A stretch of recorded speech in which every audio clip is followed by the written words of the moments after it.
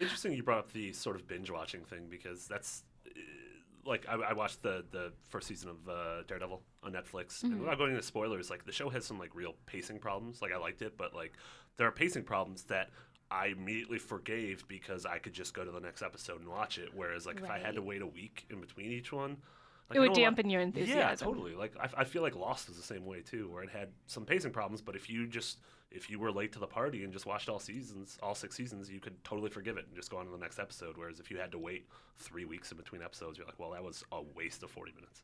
Yeah. Right. I think there's a lot of anime that has, or one of my biggest issues with anime sometimes is pacing issues. Attack on Titan had that super severe towards the end. One show that I really love, like one of my favorite shows, Yurikuma Arashi, the first episode just doesn't make sense. And so say if you waited to watch it and you had like 3 or 4 shows to watch, and then you come back to it, and I watched maybe like the first 2 episodes back to back, then it starts making more sense, and like having that ability to binge watch a little bit more, like is a little bit more forgiving for the show too. Yeah. So sometimes it is better to wait to watch certain shows, and it's kind of annoying that's kind of like a mentality we've developed. Yeah. Like you have to wait. It's like, oh, well, I can't just watch this one episode. I have to watch like yeah, it's 5. Even worse with like 56 episode series where they have to have all that filler to sort of stretch out the story, and you're like, oh, stop! I don't care about the next monster of the week. Just get going. Yeah, I mean, it's also tough too if shows are designed around sort of requiring the viewer to remember callbacks in previous episodes. Like I have a really bad memory, and I consume a lot of media, and so like I'll watch Game of Thrones and be like, what is this a reference to? And it's something last season that I totally watched last season. But like, I've watched 100. I've read 100 books and played 100 games and watched 100 movies since then, and sort of just that detail slipped my mind. Whereas if I was just doing what I did with Daredevil, like I remembered every detail because I watched it in a weekend. Yeah, they do have little previews, like Game of Thrones had that the little preview at the beginning. Yeah, it does a quick job of like, all these are the important things you need to remember for this episode. Right, but it's like, but that last season ended, 9-10 months ago at least, and so how am I supposed to remember all the little details? Yeah, totally. So do you guys think it's kind of better to binge watch shows as opposed to? I think it depends on the show. Yeah, I think it's the context of the show. I think even within like the realm of binge watching, there's like different tiers where there's like some series where their pacing isn't as bad. You could actually just watch like 2 or 3 at a time, and it's like it hits a spot. You're not like committed to like a whole day's worth of watching. For Arslan specifically, I think it's one of those where you would probably want to watch it all 26 at once.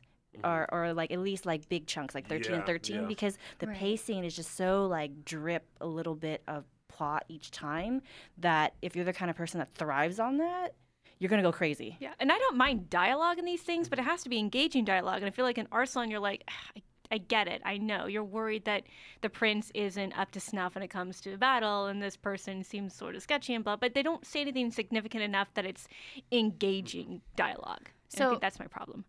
There is a show that I know that I could not binge watch. Maybe you guys have ever experienced this too, but like super emotion heavy shows. They're like heart wrenching. Like no, I couldn't do it with Attack on Titan. I absolutely could not sit there and watch several episodes in a row because like just the first episode alone, it's like, oh my god. Yeah. So I watched this one anime called Your Lie in April, which just finished last season. I'm not done with it, and because I got really behind, and it's a very emotionally taxing show. Like one episode, I was just like crying, and I was like, "Don't look at me! Don't look at me!" It's like I'm not crying. What's it about? So it's about this boy who plays piano, and he stops playing piano after his mother dies.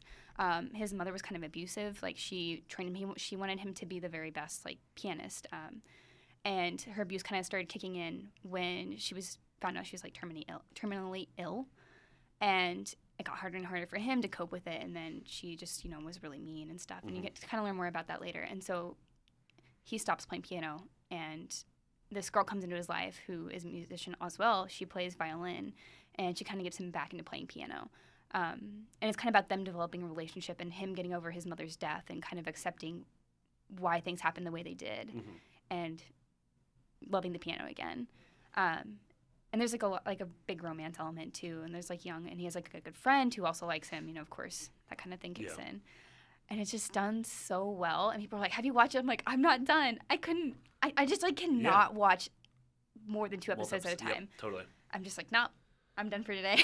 Yeah. No, I'm with that. Yeah, anything that I'm super emotionally invested in, I generally try to pad them out like put time in between them just so I can think about each episode. So I was that way with like Breaking Bad, and I'm that way with Black Mirror. Like Black Mirror is a little different because each episode is its own like thing, its own story, and so I like watching it and then having a couple days to digest that. Yeah. Whereas there's other things like I'm like I can totally Game of Thrones to me is like perfect for just like watching an entire season. But then you miss out on the. I don't know if a lot of anime has that, but like a lot of those big shows have those, as dumb as it is, those water cooler things where everyone comes in after a night and we talk about it. Whereas if like with Daredevil, we all came in that weekend and we're like, hey, this is the show. It was cool, but we didn't have that sort of 10-week like sort of like sermon where every morning we would come in and talk about the episode. And we weren't on the same page. Like I'm only on episode 7 of Daredevil, and like everyone else has seen it, and they're already like they're not spoiling it, but they're already giving their opinions about the beginning, middle, and end. You're like, when you binge something too, it's also more difficult to discuss it because you've just ingested so much content that you're like, you're not. Remember that one time? Wait. Yes, I remember that one time. I guess I remember that one time in episode 4 where I was super exhausted and still watching it. Yeah. Yay, binge watching. Yay, binge. Yeah. But yeah, I don't. It's good for certain shows. So just let's maybe Arslan is one of those shows. Yeah. Womp womp. Womp womp. Hate watch 2015. That's your Hashtag. Yeah.